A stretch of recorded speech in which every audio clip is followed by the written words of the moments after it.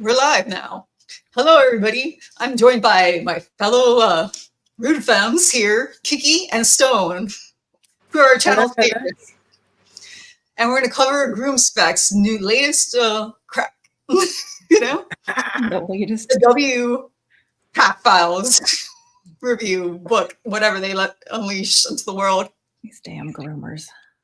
They're all, you know, slowly easing their way into betraying women, no matter what. No matter what they put out. It's like, oh, we're here for this and we're here for that. And it's like, oh, but women? Feminism? Ugh. No, truth? No. This is just a reboot of like trying to medicalize kids, but saying that they're not going to do it. Right. Exactly. Yeah. Because they're self-policing. For some, it's necessary. For some, it's very important to let them do this. We're going to stop doing this on kids, but we're going to continue with a study. Mm-hmm. We do that kind of shit. How do you study doing it on kids without doing it on kids? Well, they sign away all their fucking rights. So the select few that are truly trans, that really need it, they can continue on. Okay. That's how they do it in Florida. That's how Ron has like tricked everybody into thinking he's like against this.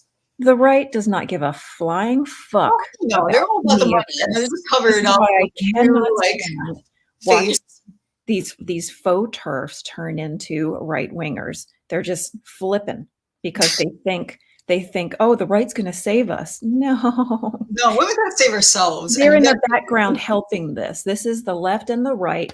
They're together on this. Yeah, they're together. Again, it just brings us straight back to the fold of the bullshit line of true trans. Mm-hmm. Exactly. Straight back to true trans. Yep. Some humans, by default, are just somewhat more special than fucking others. Exactly. Let's just name it. My little boy, my little girl is different. They are a unicorn. They are a magical creature. They are an indigo child. They are special. You know, listen to their language when they talk about, oh, but cis children can go on puberty blockers. What about the trans children? They're the same fucking children. The same thing. Trans isn't a thing. It's amazing how they went from gender is a construct to gender is sex. Like we went from construct, not real, to actually it's real and it completely dictates everything that we do.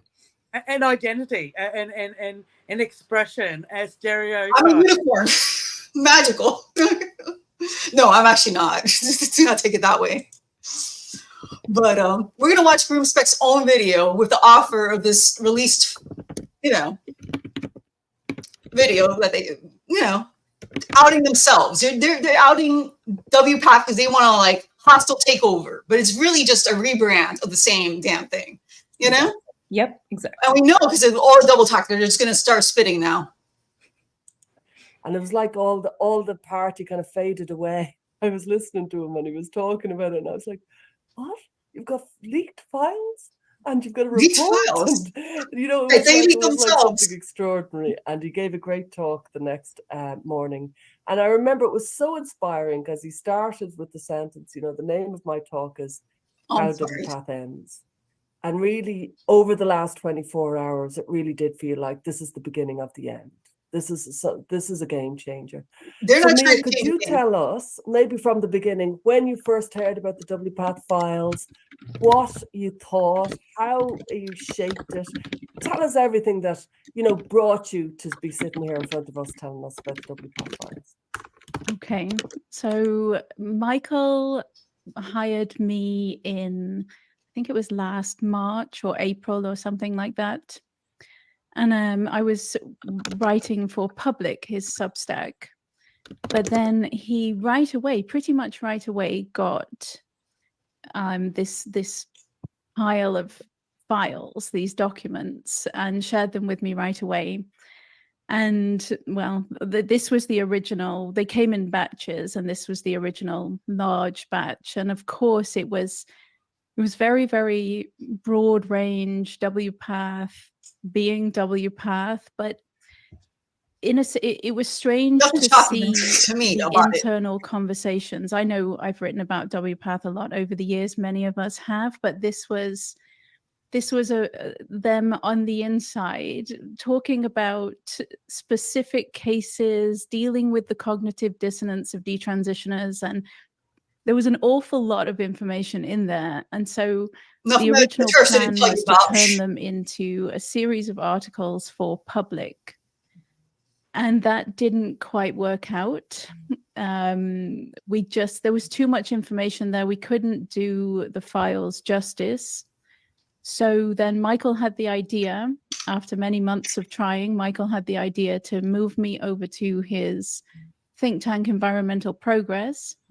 And that's when I started working on the report. And also he had the idea that I could weave in medical history, because that's been my thing all along. Is when I first discovered this issue, it didn't make any sense to me. And to make sense of it, I turned. Is there any making sense on pure mental psychiatric distress, I think, is deeply misguided. The ovariotomy is actually my favorite case study, because there was a social contagion. There was this theory that in the 19th century that one organ could cause symptoms in another organ in the body. It was called reflex theory. And so they had this idea that the ovaries affected the brain, and there was. I have a reflex, theory on this whole damn thing. It's a gag. What did you, go ahead. What's your reflex on that? No, I just want to vomit whenever I hear him talk. Yeah, what did she say? Cognitive dissonance, all of it. Oh my God. Let's get real. Wow. It was a social contagion. Women imbibed that idea and then began fixating on their ovaries as the source of their mental distress. And then they would show up asking for their healthy ovaries to be removed, convinced that it was going to save them. And some of them did actually, they reported they were very satisfied and they felt that it saved their lives and made them much happier and stuff. Placebo. And it's very like today, these girls, they're just imbibing the narrative of the modern trans rights movement, and they're fixating on their breasts and their reproductive organs as the source of their distress, and then they want them removed.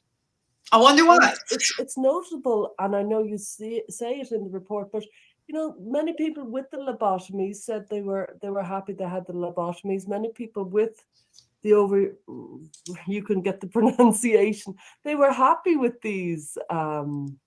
Crack addicts are that they had these. I think regret is a very misunderstood and underestimated concept in people's lives. People don't face regret easily. People say, I'm still glad I married him, even when they had a terrible marriage because I had my kids or whatever. Like, you know what I mean? People don't face head on regret. Now, detransitioners would be the admirable exception. Agreed, Mia. Was that what you found when you studied it, Mia? And you're welcome to jump in, Carrie, whenever.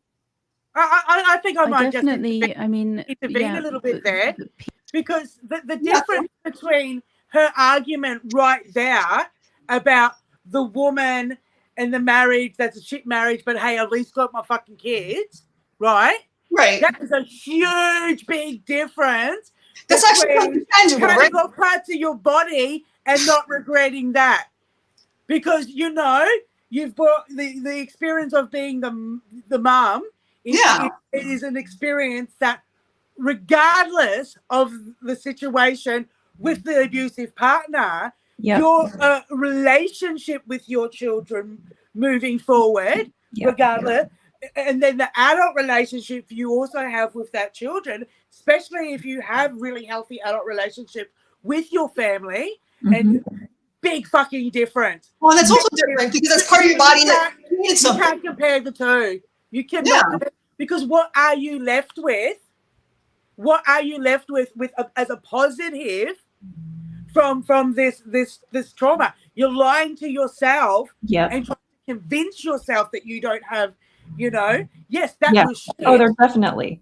That was a shitty. Yeah, that was a good relationship, but I got some abusive.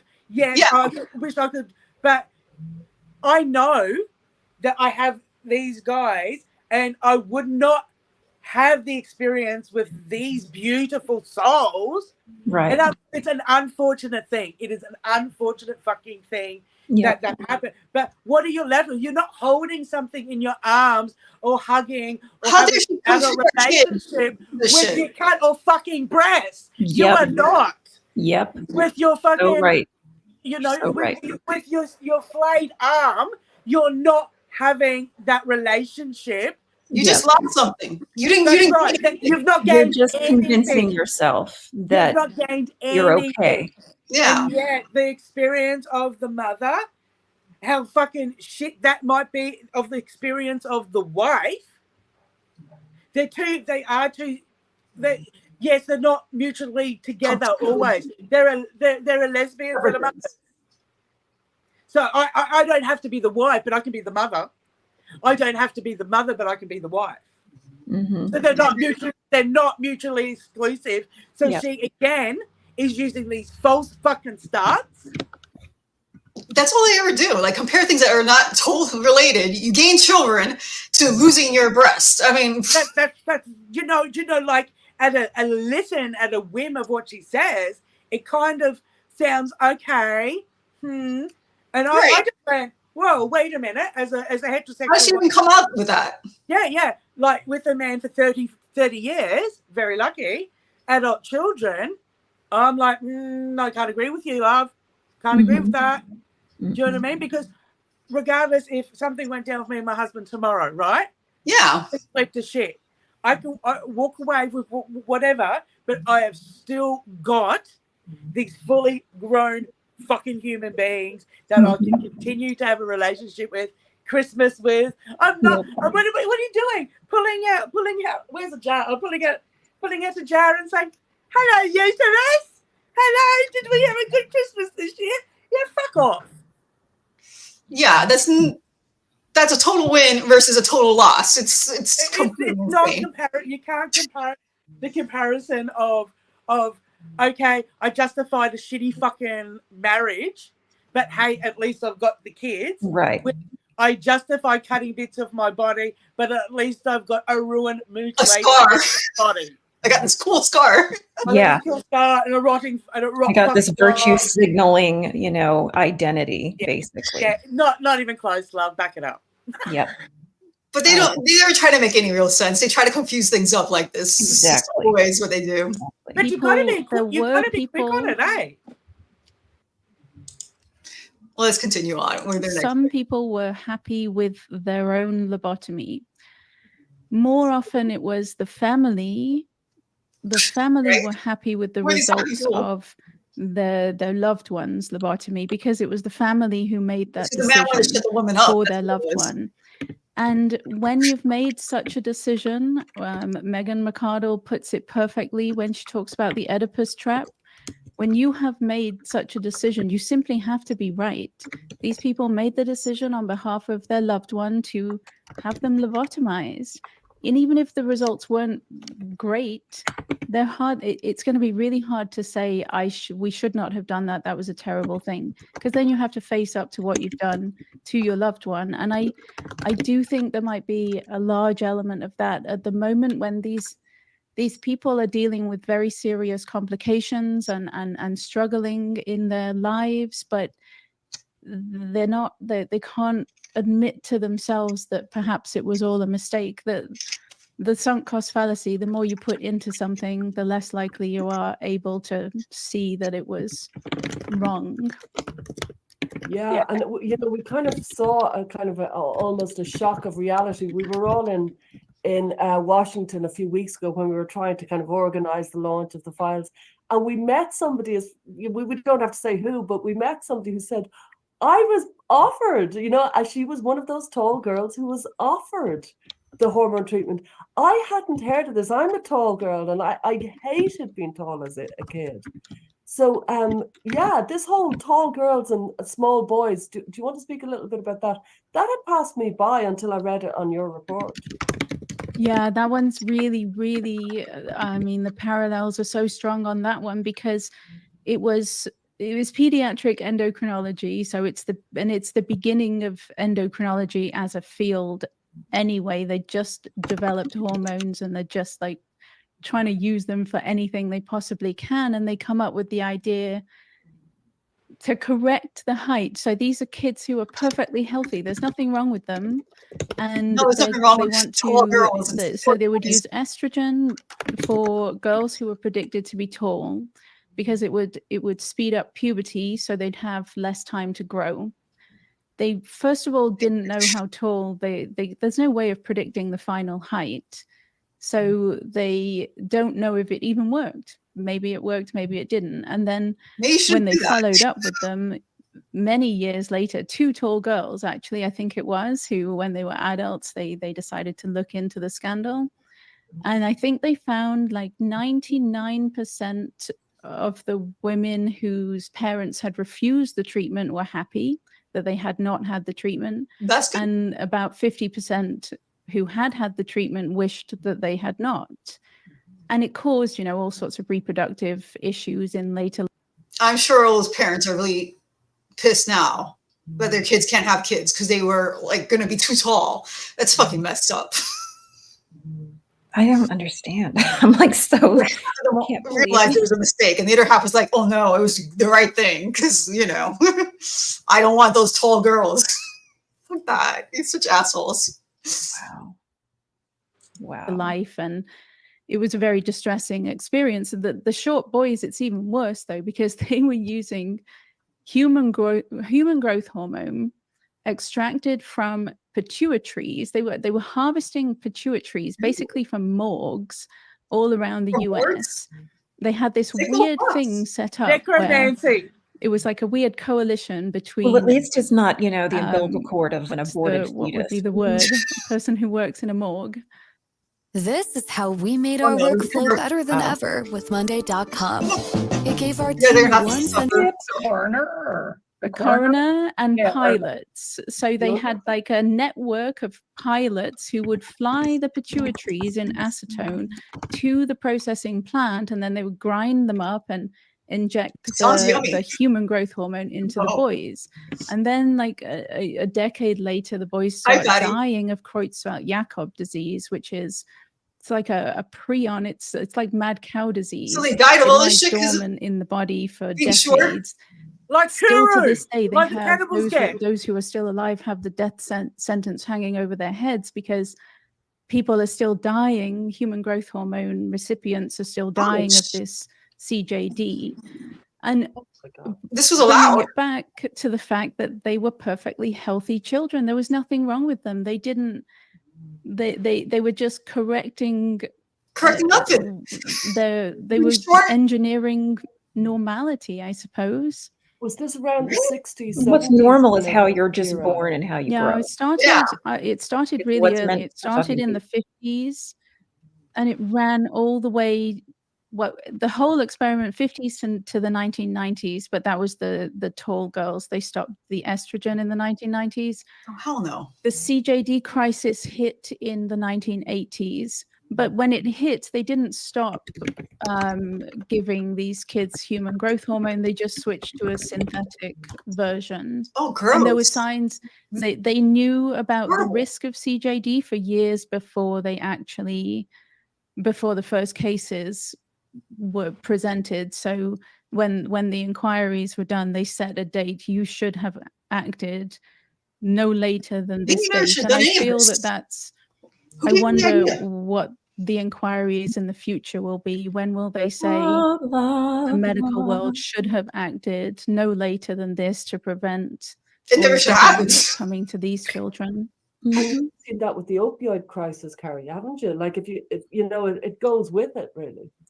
Why are we talking about all? Yeah. I think, well, there's that same parallel of, what problem are they trying to solve? They're trying to solve, human suffering. And, we see, like, as Mia was saying with lobotomies, I mean, they were coming off the heels of all the scandals from the asylums and the poor treatment. And that was before any of the modern antipsychotics were created, which the first one I think came to market in like 1951, that was discovered accidentally to have some effects of, dealing with some of the symptoms of psychosis.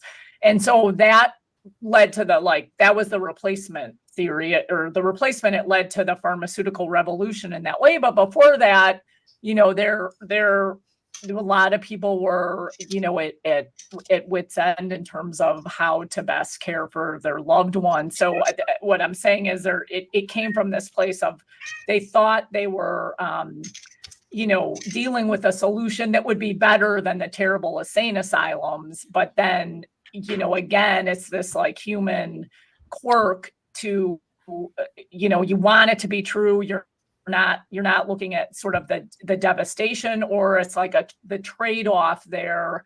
They're saying, well, I guess, this is better than being in a terrible insane asylum, chained to a wall. And so you could see how there was that. I hope all these people went to prison, is what I gotta say. All these people should have went to prison, lost their licenses. I can't believe these practices even happened. But then again, we have trans for a reason, because they've allowed all this experimenting on people for ridiculous reasons before, right?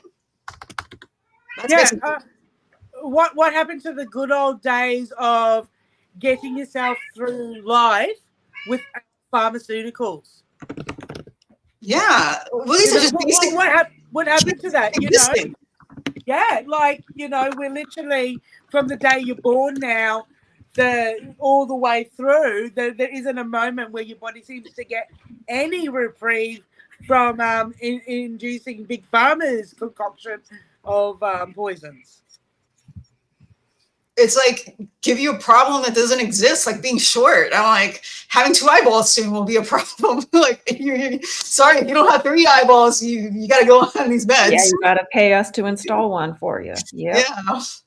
It's the movie. What was it? The Disney movie Robots, right? Upgrades. Yeah. Get upgrades. What are they upgrading? I'm just like, tall girls are not a problem. In fact, it's a beautiful thing. I'm like, Or just be whatever the fuck you are. I'm 5'2", and I'm not. These are abusive parents. I'm sorry. None of these parents are okay. But the thing is, it contradicts what they say. They say all bodies. Yes.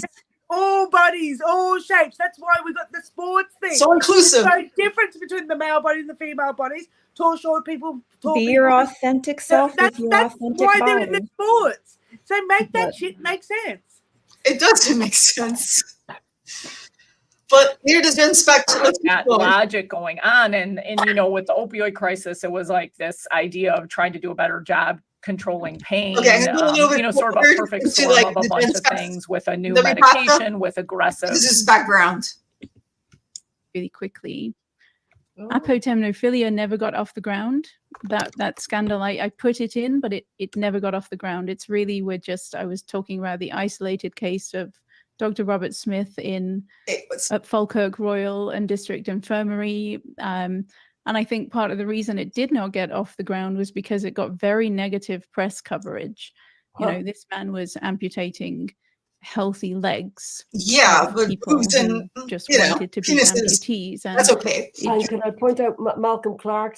Same shit. Anybody who knows Malcolm Clark, he's the founder, or certainly one of the leads in the LGB Alliance, and he did a documentary about that issue for Panorama, I believe, and that's how he has such good insight into the gender thing, because he can see the similarity. But I suppose what's frightening about that was, again, it was the kind of the client leading the way, the client dictating it. But yeah, if you want to cut off your fingers, okay, well, that make you happy. An amazing kind of contagion that happened in 2012 in the town of Leroy in America.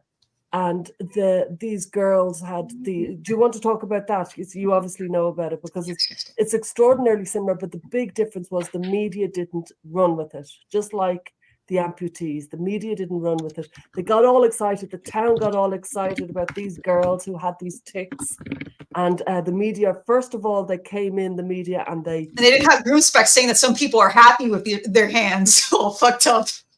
I mean, there's a woman who blinded herself by pouring bleach or something into her eyes. She identified as blind. Disabled is a thing. Yeah. They want us to pay for it too. It's just, oh my God, the privilege that you have. Someone else catering you for the rest of your life, and taxes, How is it that the lunatics have taken over the asylum? How is it? Like literally, the inmates are running the show. Yep. And academics are totally like, let's cash in on it. Like all of them at Groomspect. Well, this is how they get their names published. They get that narcissistic supply, basically. That's what. Yeah, look at the freeze on her. Look, she's coming at you. Give me your money. Oh, yes. Sorry, not the media. The doctors didn't get excited. The media got No, incredibly you got it right the first time, love. They brought in Erin Brockovich into the town to talk about these girls with ticks, and they were convinced there was poison in the water, and the girls were getting ticks, and next thing the best friend was getting a tick, and next thing 3 people in the Where's class. WPATH stuff? Next thing they were. Well, Lyme disease is a thing. I mean, people talk about it, but when you're, actually practicing, obviously in emergency medicine, we're at the front lines of the mental health crisis. So I'm well familiar with people with multiple mental health issues and how do we handle that at the hospital. I think just more the near-term issues around overprescribing with opiates, and then just the polypharmacy. Just people are on so many meds, too many meds prescribed by multiple people all over the place that they're not even keeping track of or do the same thing, and on top of, substance abuse, all kinds of things. So it's more in the ER, a culture of, not making things worse. And a lot of that has to do with trying to reduce the amount of prescriptions that how do you get trans? People are lifetime on. Of prescriptions. But I agree. I've noticed with so many of the families I've worked with gender issues, so many of the children are on other medications, psychoactive, psychotropic medications. Yeah. I mean, that's a thing that just is so missing in the conversation. And of course, just back to the files, it's just like shocking. There's really no discussion of like the multiple medications people could be on and how that could interact with hormones or how those could be affecting their mood. One way, making it worse, because we do know that, a lot of the meds have never really been their trials for youth, et cetera.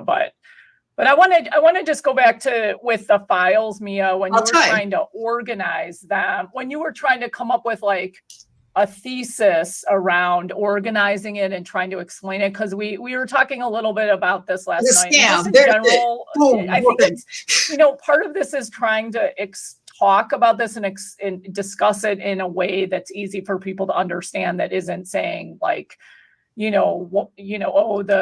the confidence intervals or the sensitivity and specificity in the study was this or that, so that means that it's not real. It's like not real.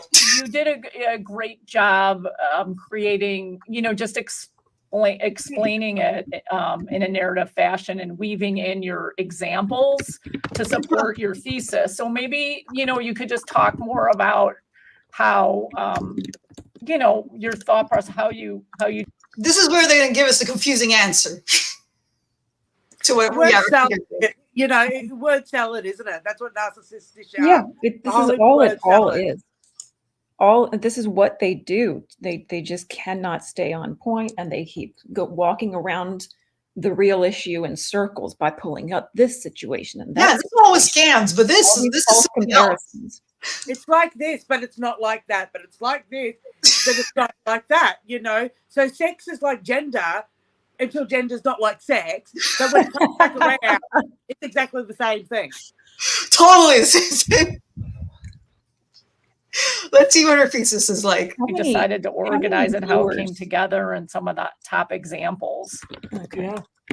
Okay. Well, I mean, the two main there are now 4 parts. It ended up being 4 parts, but initially it was the not science and not medicine. Was where we started. That's so not there. Medicine to not me, science or medicine. As a non-medical person, is you think of medicine as first do no harm. Right. It's just it seems so simple that it is. Doctors must try to heal or alleviate suffering, but there's no and avoid doing harm. That's to their patients. You're supposed to and the reading the files. You do mental approaches. mental health approaches, not physical surgical approaches for mental health issues. Yeah. You know, so if you're going to do no harm, that means not cutting into healthy bodies because somebody's mind is fucked up. But they don't want to. They don't want to say that. This is like Groomspect, so they cannot tell you that this is totally a scam and that this is causing harm. That would be too simple. Yeah, it would be too simple, and it's such a straightforward, factual statement. Right. Nobody can handle that. We have to go around in circles and tiptoe and walk on eggshells so that we don't anger. They still want to sell it to 18 and up. They don't want to touch the kids anymore, but they say that. The best thing for these children and these teenagers, and I don't like using young adults. I just refuse to use young adults because it gives people an unrealistic of the people who we're talking about, children and teenagers. We've got to bring it back to that because of that. Now, what we need to do is we need to pick up these kids with these body dysmorphia issues that they've had and gotten from mainstream everything, just pounding into their consciousness and subconsciousness on every letter, every screen that we've got, and take them out bush. The Aboriginals here call it going back to bush. Walk about away from all this other distraction. Teach them how to camp. Teach them how to make a fire. Teach them what they're capable of doing if the world goes to shit and how they can survive. You know, here's how we can start a fire and get them to engage in self that way rather than fixating on this type of shit. It's a completely backwards approach. Yeah. No, teach them how to get physical in their own bodies. I mean, like, there's a reality there that they have to accept and work with. And really, it kind of brings us back to the embodiment thing. You know, it's like kids are not aware of what they're feeling, of how their bodies are supposed to feel. You know, nobody's giving, they're not raising their kids right. They're just on computers all the time being coached by freaks online. But see, these people are so desperate to sell you something. They're like, we got to fix you somehow with our pillows and cutting it. Well, like, my son, he's a big man and he has growth spurts like full. No, but he grow before he could have control over his limbs, right? Right. So, you know, he'd be squeezing little animals, going, and the ladder it'd be like, dude, you know, because his whole body would be like, so best thing for him to do was go camping, orientation, climbing trees, learning his strength. So that when he played with his sister, he didn't hurt her because she's petite, you know? So again, we have to learn when we grow the body that we're in. We've got to learn it. Puberty to grow and like learn how to adapt. We grow into ourselves. That's the whole point. Yeah. But let's see what she's going to come up with the next part of her thesis here. It's very quickly apparent that these are people who are doing harm.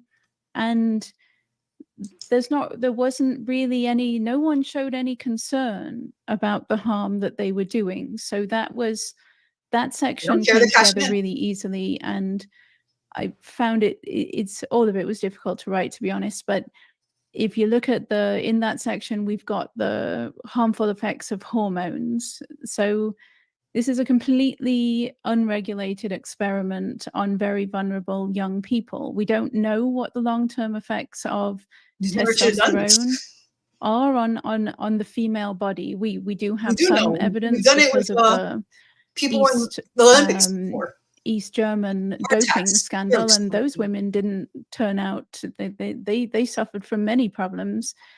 And so in the files, there's the discussions about, there's the liver tumors one, a teenage girl with large liver tumors. Ooh, who's her oncologist and surgeon think it's down to the testosterone, the hormones. And then the other person weighs in with an anecdote saying, oh yeah, I had a trans colleague who died of liver cancer after being on hormones for 8 years, and they think it was the testosterone too. Yeah. And it's just, what if, well, first of all, Carrie can probably speak to this, but no one says, oh my goodness, we should look into this. This is urgent. What if we are setting up all of these young women for liver cancer later in life? Don't care. Is that not something that actual doctors who care about the Hippocratic Oath would do, Kerry? Right. And we've talked about this example before. When I first read that, I was just in shock. You know, that's like a 4-alarm fire, you know, you right away, oh my gosh, all these people are being exposed to this. And we, you know, also we've talked about before, historically, you know, we know from studying the history of hormones that there's big association with cancers when they were experimenting with hormones for all different reasons. But they, you know, have that historical amnesia. But when you see that, it's like shocking that they wouldn't immediately just want to alert their population exposed to this. So that just shows that ideological capture where they're just completely blinded to, again, it's not practicing medicine if you only think there's an upside. Like that's just right there is one of the giant red flags. Where is the upside? I still haven't heard it from you guys. They're still acting like there is upside to this. Nothing we do that doesn't have potential adverse effects, or no medicines that don't have a therapeutic. They're making excuses right here. They're saying like, you know, everything has side effects. So doesn't that sound like making excuses for this to me? Window.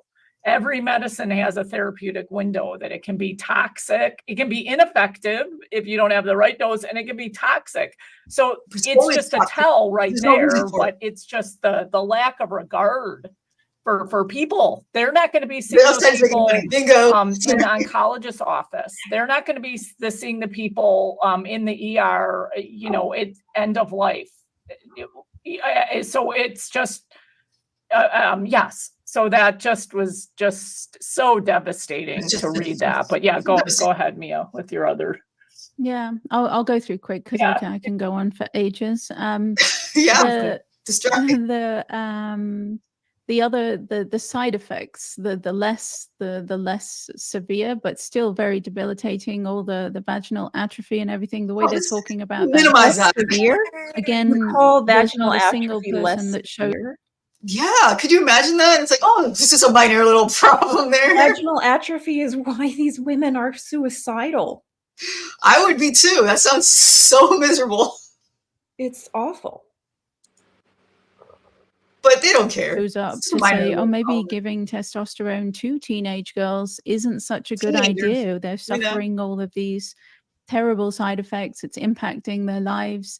Maybe we shouldn't. That doesn't even normally happen to women until they're like what age? Like if that happens at all. Yeah. Yeah. I mean, you know, you have some issues during menopause, I hear, you know, but nothing like that. Not compared to that. I remember learning about that from my family. You can't have cosmetic levels of toxic hormones in your body and your body not say, wait a minute, I'm a female, you're putting a shitload of testosterone in me and I'm not meant for this.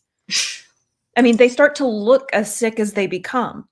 They look, you know, if you look at Ellen Page, I'll never call her Elliot. You know, she's the trans joy just radiates.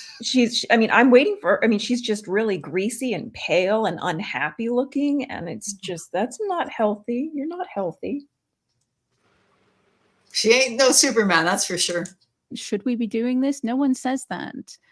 And then there's, I'm all saying this. No, don't do it. Stop. Yeah, we're saying, like, first some women were like, should we be doing this? And then most women were saying, we should not be fucking doing this. These are growing. This was a good idea. Who thought that this was a good idea?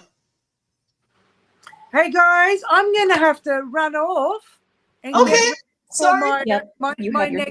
My next little thing that I've got going on. But can we do this again soon, please? We will definitely do it again. Yeah.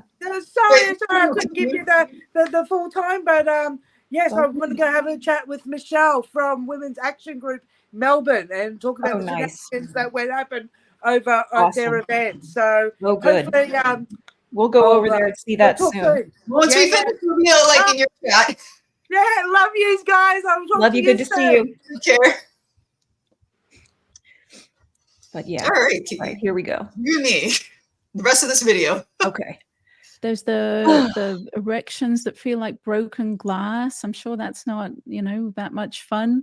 Doesn't sound like fun to me. Bleeding after sex and pelvic inflammatory disease. Does this sound like fun to you? Bleeding after sex, pelvic inflammatory disease. These seem to kind of be a huge issue. Yeah, and it's the lack of the lack of the it's not science part comes next, but it's the lack of nobody sharing any literature, scientific literature to say, oh, if you see a patient with that, you should do this, look at this is what we should do. And I recall there's one in the vaginal atrophy and the uterine atrophy, and it's about pain with orgasm, and one of them shows up and says, oh, well, I tried with 2 trans patients to have them take this medication like 30 to 60 minutes before orgasm, and you just think, it's going to take the spontaneity out. Is this still the counselors trying to do this with the trans patients? Oh my God. What are they saying here? What are they talking about? I don't know. It's Groomspect WPATH files. This is the author of that book, which is obviously going to be confusing as fuck because it doesn't make any sense to me. No. And I don't think they know how to make sense of this, because all they know how to do is to just dance in circles.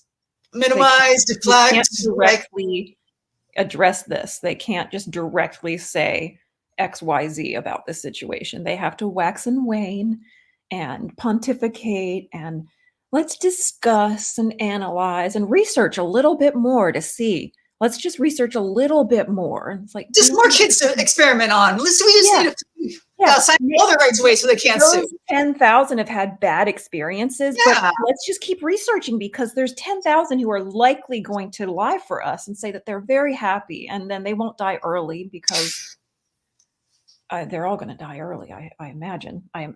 We'll see. Time will tell. We'll see. Their bodies are. They're not counting the numbers, so. Mm-hmm. Out of it, isn't it? It's like, I don't know. Well, it's not. Again, that's just It's looking at and seeing it for one. Well, it's not. Yeah, it's not how real life should be. And then just again, the sort of to live your persona requires medicines in the medical community. I mean, again, your persona should not require medicines. Yeah, having, you can't. Big brain moment. It's like, can I have a personality? If somebody was saying, like, being non-binary is just, spicy streets. You don't have a personality, so you create one by turning non-binary. Mentally healthy people don't want to interact with the healthcare system. I mean, I don't know any patients that come to the, so this idea that they need to constantly have medicines and interventions in order to live is just, again, another big red flag. And I know for myself what jumped out of me on that subject, lots of things jumped out of me in the WPATH files, but the procedures that were not known in nature really seemed to show that WPATH had become an organization that was kind of advocating for extreme body modification. And that, when a surgeon came in looking for standards and protocols around these kind of extreme body modifications, such as minimal depth vaginoplasty and phallus preserving vaginoplasties and nullification, chest without nipples, when a surgeon came in seeking, maybe we should get a procedures and policies around it, was told by activists, oh no, that's a cisnormative way of looking at things. What? But there was the activist actually, the tail wagging the dog here, that the surgeon who's highly qualified is on a very good salary to take the responsibility to be a surgeon and is being shaped by ideological ideas such as it's cisnormative to look for a policy. Yeah, and I do believe he apologized for his use of language for being cis. He didn't apologize for cutting up these people. No. See, people like this, they will apologize for the barest minimum. Right, that's what they're doing. It's like, oh, he's good because he apologized for doing what? He signed up to do this because I did a check to do this. He thought this was a good idea. But he apologized. He was wrong. You know, his research finally showed us. Yeah, this is what they're going to do for these doctors. They're just doing this like waxing job for them. Uh-huh. Yep. If I remember correctly, that's the thing that leaps out the most, really, when I say Blame it on the activists. that this is a, I think I say it's a political activist group masquerading as a medical and scientific organization. That's what I mean. But it includes the doctors that do this, okay? Don't you think that doctors are paying for this, so they can have customers? I mean, come on. They're making this decision with their extreme education level. Exactly. If anyone should be informed, they should, and culpable, it's the doctors. Uh-huh. Yeah. If you say do no harm, then don't go by some bullshit activist on the street tells you. Some company, some organization that's like, you should be following these protocols. It's like, you're not a fucking doctor. You're not a surgeon. You're not watching these bodies react and respond to this mutilation that we're constantly doing. So no, we're not going to follow your fucking suggested protocols. Oh my God. These doctors are just as culpable. Of course, they spent their lives getting these degrees just so they can do this. Come on. And all these are specialists. All these people that do the trans surgeries, they're specialists. They go for this money. They're totally on board. It's just like any other plastic surgery. Exactly. It's a money maker. They know that. It's a gold mine. In that, in every conversation, you've got a weird mix of medical professionals and activists, be they transgender. Not weird, psychopathic, okay? That's what you need to know about these doctors, like Gallagher. Psychopathic. And the people themselves, or human rights lawyers, or whatever combination. And so a medical professional or a therapist will post a concern or an interesting case or looking for advice, and they get advice from trans activists or from. Have you ever heard of a doctor getting advice from an activist on how to do anything? I mean, that makes me think of the Babysitters Club from Netflix, when a 13, 14, 15-year-old babysitter is telling all of the medical staff and the doctors how to treat a little boy because he identifies as a girl. It's like, so it was really cringe to watch. You're having a teenager who's talking very adult-like and like, but it's all scripted, so yeah, of course. But it's just like, but that is it seems to be what's happening in order, like, I don't know, maybe not for real, but that's how they sell it to people in their minds, Yeah, they sell it that way, but it's really adults coming up with these ideas, exactly, in the script, and then blaming the kids. Yep. That's exactly what's going on here. From people who have made these medical decisions are constantly told that they chose this for themselves. And it's always blame the kids, like that's why they created trans kids. Oh, you did this to yourself, so you just have to deal with it. And it's like, no, I had a brain that wasn't fully developed. I was fucked with mentally. I was manipulated. By the adults. By adults. They are the ones with the power. They're the ones cashing in.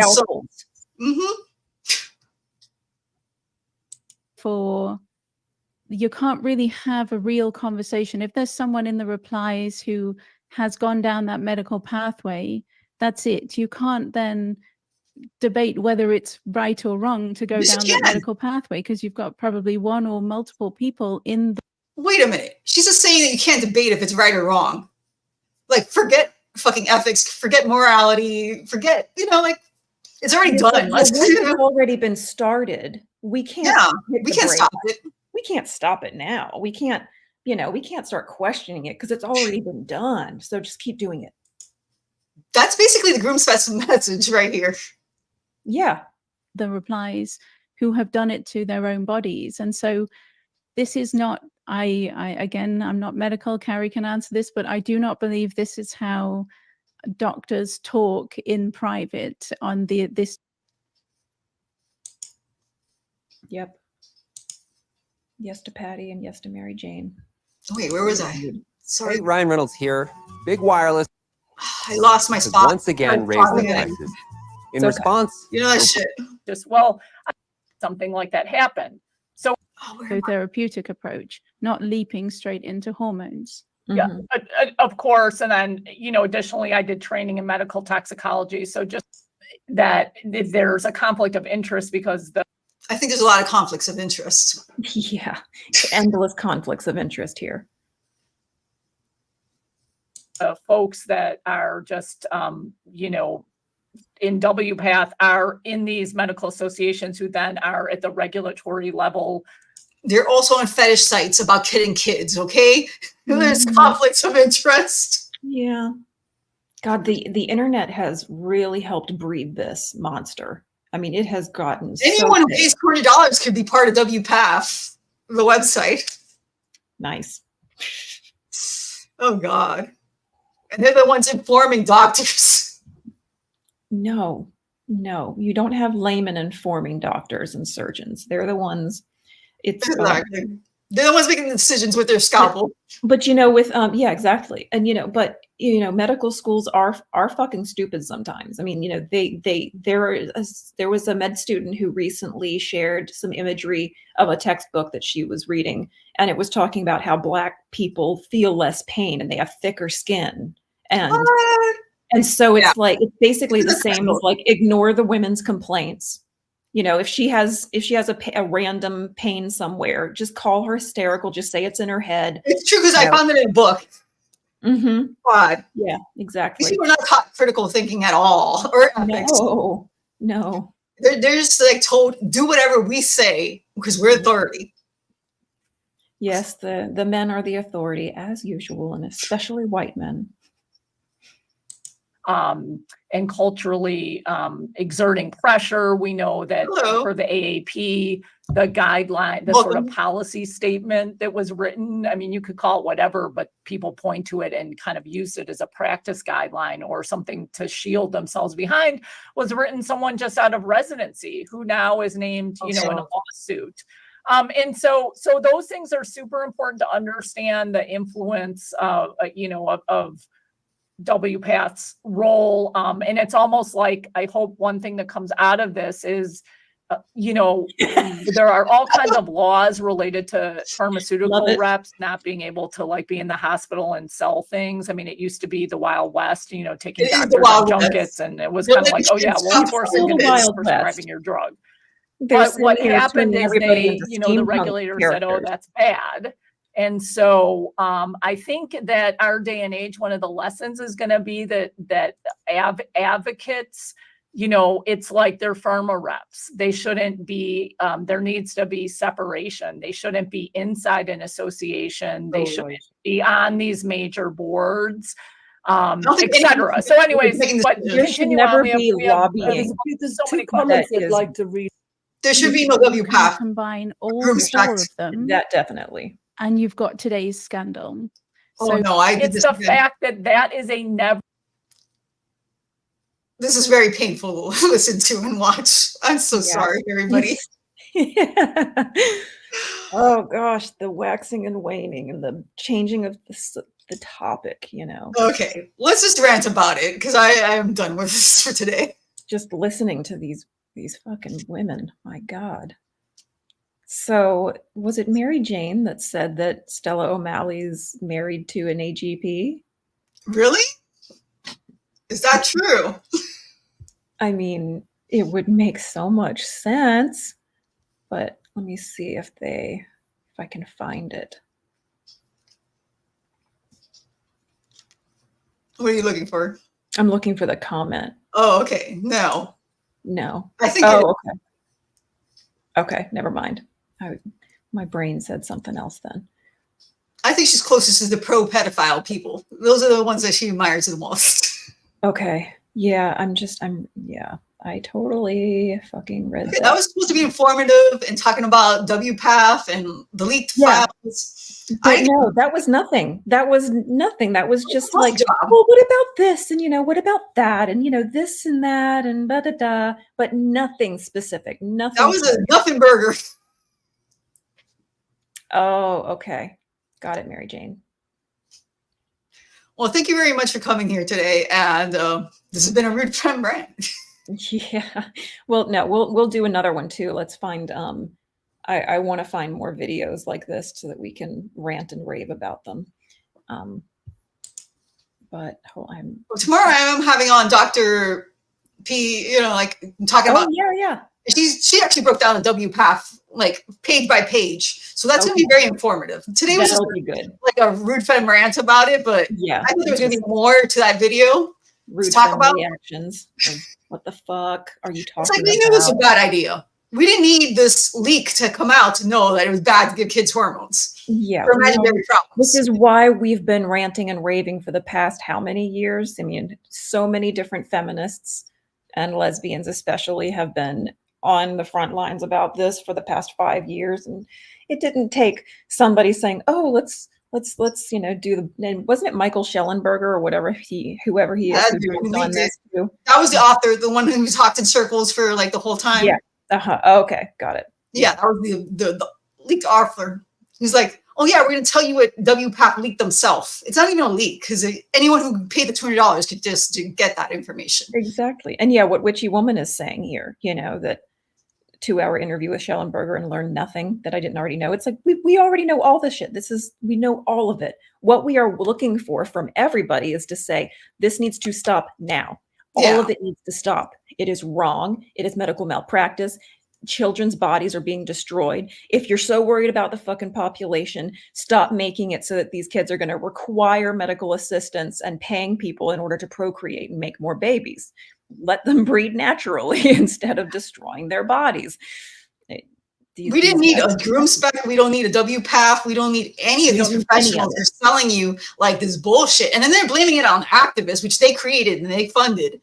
I mean, oh, Witchy, that's probably, he messed things up probably because he's too new to it. And he's just jumping on the trend train of, oh, we're against all this stuff now.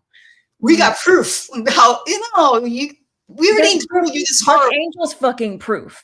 Come on. We have proof all over the place, smacking us. They're actually dying with this shit. And the internet.